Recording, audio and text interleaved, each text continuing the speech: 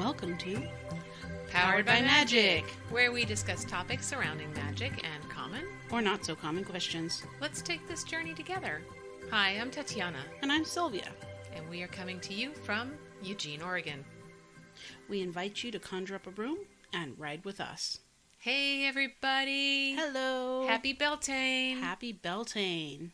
So we wanted to just do a very quick little episode to honor Beltane, give you a couple of little bits of information and maybe share our own thoughts on it, and then call it a wrap.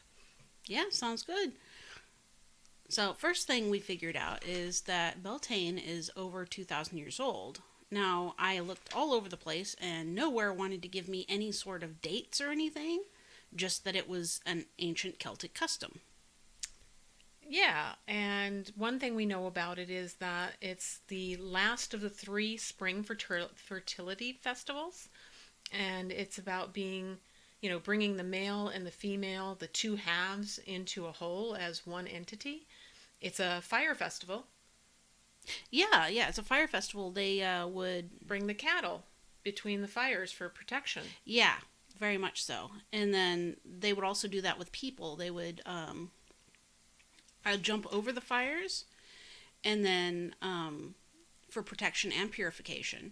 They also would put out the fires in their own houses, and then take the fire from the main Beltane fire and relight their house fires from it. Right.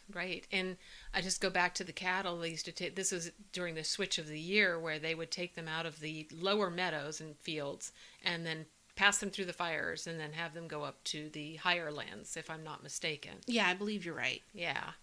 So a nice fire ritual. Yeah, it was getting ready, getting that warmth going. Yeah, the sun's getting up to the peak. So it was also known as Mayday, but Mayday was celebrated on the 1st. And I'm not sure about the next few that were mentioned that are also known for the same day. It's Walburga, which is Teutonic, Rudemas, which is Mexican craft, and the festival of Tana, which is from Strega. And then, of course, we have Beltane, which is Celtic. But Beltane is actually traditionally celebrated on May 5th, which is kind of funny because you have Cinco de Mayo May 5th. True. So kind of lots of fun going on there. And then we also have what is, the maypole, which symbolizes the phallic or masculine. And then there's the yonic or feminine that come together as one in the union of the god and the goddess. And then all life springs from that act. Yeah, I believe it's the hole that you dig in the ground that you put the pole in that's considered the yonic part of it. And the phallic part is the pole itself. Yeah. Which... on maypoles, it was found as far back as the 14th, in the 1400s or the 14th century. And I don't remember where it was found, but I'm assuming somewhere in Europe. Let's both be as vague as we possibly can. I know, can. Right? We're having drinks, we're celebrating, because we're going to celebrate our Beltane early. We're doing that tomorrow. And so this is sort of a last minute. We're throwing this in here just because we wanted to honor it with you guys. Yeah. So forgive us for being a little scatterbrained here. And then the phallic symbol, the pole, would be decorated with ribbons. Now, in the days of old, it was with red and white, which represented the feminine cycle and the purity of the feminine. Those were the traditional colors.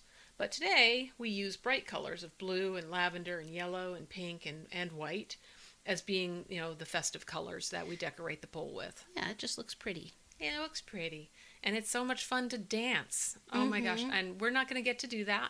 I know. I'm so sad. That is like my favorite part of Beltane, is dancing the maypole. It is so much fun, so much laughter. But before we go into all of that, I thought I'd mention some gods and goddesses of Beltane. We have Hera, who is Greek. We have Flora, who is Roman. We have breed, who's Celtic. Mm-hmm. Then we have, for the gods, Cernunnos or Cernunnos, which is Celtic. We have Bacchus, which is Roman. And we have Pan, which is Greek, which many people probably are familiar with Pan. Yeah. He's quite sort of a trickster type of energy, actually, from everything that I read. Yeah. So, do you have any fond little memories or anything you want to share before we move on? Wrap up? Let's see. I have a memory from a Beltane that I attended with you quite a while ago, and I did a tarot reading for somebody, and I have a spirit guardian that keeps an eye out on me and things that try to come after me if they do. But as I was doing this tarot reading, I kind of felt like she was looking up. The feeling was she was looking over my shoulder going, "What you doing?" Complete interest and, very childish curiosity. It was a lot of fun. Which is the essence of Beltane, is childish, like there's this childish feeling to it. You've got the fairies romping around. There's just this wonderful innocence in a sense that goes with it, and yet there is the sexual component to it. Yeah. So it's well, you could kind of look at it because in the lore, it's, the god and goddess are coming together for the first time. Mm-hmm. And so everything's new, even if it is sexual. Right. And, they were youths, usually considered youths. And they would go out in the fields and mate in the fields. Mm-hmm. And everybody would be out romping about in the fields and come together to celebrate in the center after things were done, I believe. Yeah. To celebrate some more, I should say. Lots of celebration. Lots of celebration. Lots of drinking and having fun. Mm-hmm. And today you will find, and this is true of a lot of rituals, but, certainly I think the warmer ones are more likely and apt to have people who will celebrate skyclad, which is, without robes. Yeah. And I have actually participated in some where the skyclad does come into play. It's not like the whole ritual. I haven't done a whole ritual that way. Uh-huh. But afterwards with the romping and playing around and just having fun and jumping fires and, it's just lots of fun, lots of giggling. Mm-hmm. You've got to be in a safe group to do something like that. I mean, It was a very safe group, and I got very blessed and lucky to have that kind of experience. Oh, that sounds wonderful. And then the rituals I used to put on were big to-dos.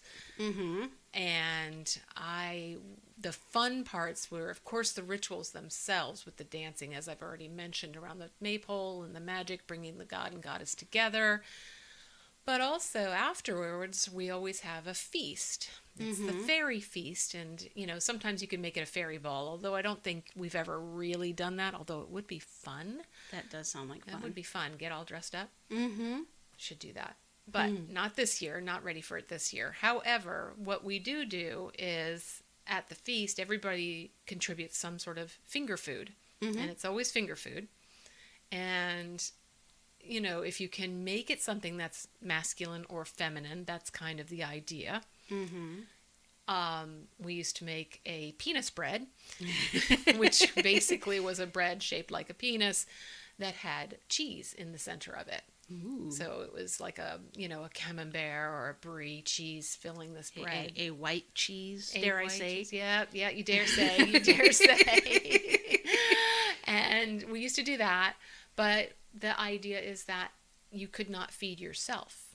You had to be fed by someone else. Aha. Which makes it all the more fun. And you have to also learn, in this is all that fun, but it also teaches you to learn to ask for something that you need, which I think is on a bigger perspective, on a bigger plane, is a really neat lesson, is to learn how to ask when can be very difficult to do that. You have to be like, no, I want that. Can you give me that, please? Please. I want some of that. Yeah, I wouldn't know anything about having troubles asking for help. As far as skyclad goes, I don't think I could commit to that amount of shaving. Just saying. I don't think it matters. That's the whole point, is just embracing your body for the beauty that it is. I know. I just figured I'd make a joke. That's okay, because I'd be roly-polying around it, just roll me around the ritual. Anyway, we digress. Yes. We are having some fun, and we wanted to share that with you. I hope you enjoyed the episode as much as we did. And I hope you have fun tomorrow at Beltane. Yes. I hope that everyone gets to enjoy a lovely Beltane. And we do actually have episodes, season 1, episode 22. Yes. Is our Beltane episode that we actually put a lot of effort into with some historic references and information. So if you want to know more. Also, it would have an activity or two. That's true. It would. So if you're interested, go check that out and get some more information. All right. Thank you so much. Have yourself a good time. And please rate us on iTunes, Spotify, or wherever else you found us. I'm Tatiana, saying goodbye for now. And I'm Sylvia, I think, saying so long and thank you for riding with us. This has been Powered by Magic. Thank you guys so much. Have fun. Have a good one.